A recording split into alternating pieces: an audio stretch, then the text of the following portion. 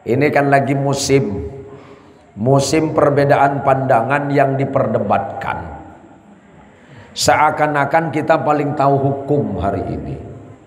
Saya sering sampaikan dengan adik-adik alumni saya yang alumni luar ataupun alumni Indonesia, jangan sok pinter, gampang. Yang sholat subuh pakai kunut masuk surga, sholat subuh tak pakai kunut sama masuk surga. Yang tidak masuk surga bukan yang tidak kunut, tapi yang tak sholat subuh. Imam Malik itu pendiri madhab Maliki. Imam Malik gurunya Imam Syafi'i. Saya runut pelan-pelan dari bawah ya, biar sekalian belajar ilmu sanad ini. Imam Bukhari itu imamnya ahli hadis. Imam Bukhari punya murid namanya Imam Turmudi, penulis kitab Sunan Turmudi. Imam Turmudi punya guru namanya Imam Bukhari. Imam Bukhari itu menghafal 600.000 hadis. Diringkas oleh beliau yang kita kenal hari ini menjadi Sahih Bukhari, tidak lebih, kurang lebih 8.000, 7.000 lebih sedikit. Imam Bukhari itu berguru kepada ulama besar di bidang ilmu hadis, yang paling faham hadis, pendiri madhab Hambali, namanya Imam Ahmad bin Hambal. Beliau menghafal 1 juta hadis. Allahumma sholli ala Muhammad.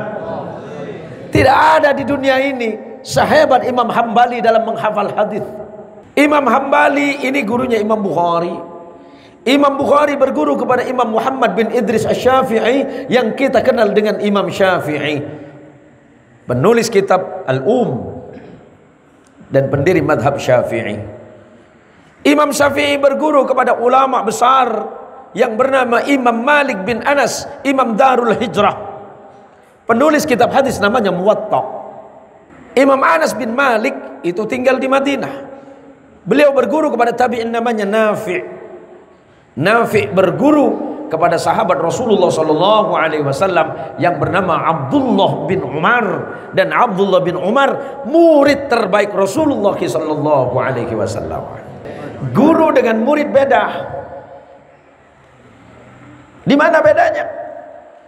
Ternyata Imam Maliki itu yang mendirikan madhab Maliki yang banyak berkembang di negara-negara Islam Afrika seperti Maroko, Tunisia, Aljazair. Beliau itu kunut, tetapi kunut sebelum ruku dan bacaannya pelan. Allahumma hdini fi man hadad wa afini fi man afid. Itu Imam Maliki.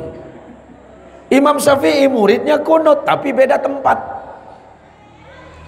Muridnya kunut tetapi selepas ruku, bacaannya agak pelan.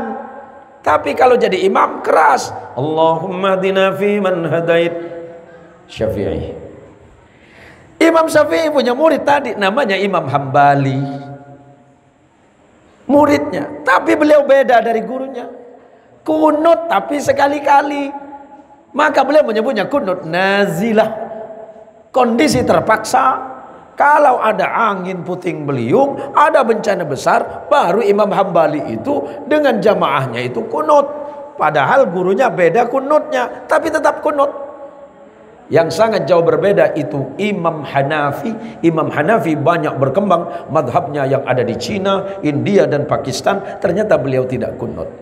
Imam Syafi'i memang tidak berguru langsung kepada Imam Hanafi karena tidak sezaman. Tetapi Imam Hanafi berguru kepada muridnya Imam Hanafi. Imam Syafi'i berguru kepada muridnya Imam Hanafi yang bernama Imam Hasan Syaibani. Paham Pak? Biar nggak ribut terus.